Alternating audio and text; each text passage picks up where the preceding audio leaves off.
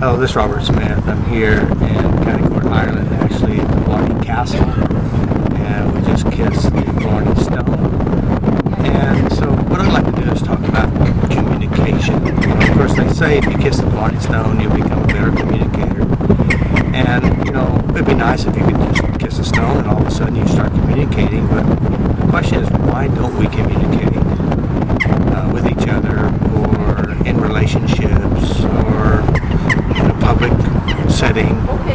And so usually what happens is that we don't communicate because, one, the fear of being rejected, the fear of being hurt, the fear of being made fun of, fear of being exposed.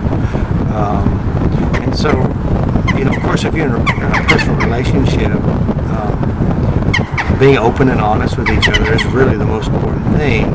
But then again, what happens if you are? Will they still like you? Will they still want to be with you? Will they still tolerate you? And I think the most important thing is learning to be having better intercommunication with yourself. Because a lot of times we project on other people thinking they think what we think.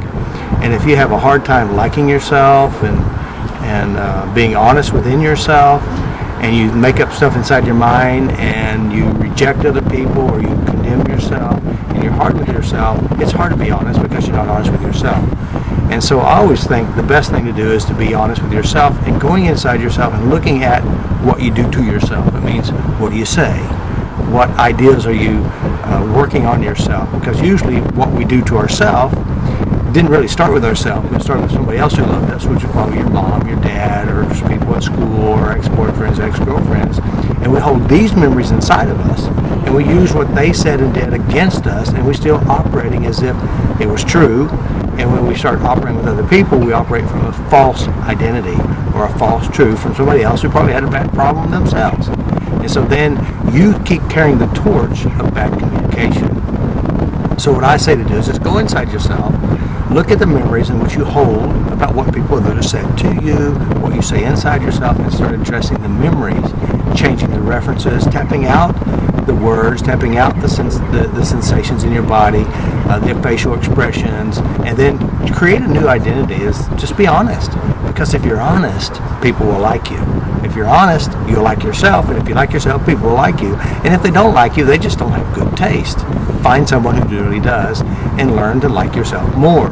So loving yourself and liking yourself and having better communication starts within yourself. And you know what the number one form of And you know what the number one form of language that people use? And it's not the verbal language, but it's internal representational language.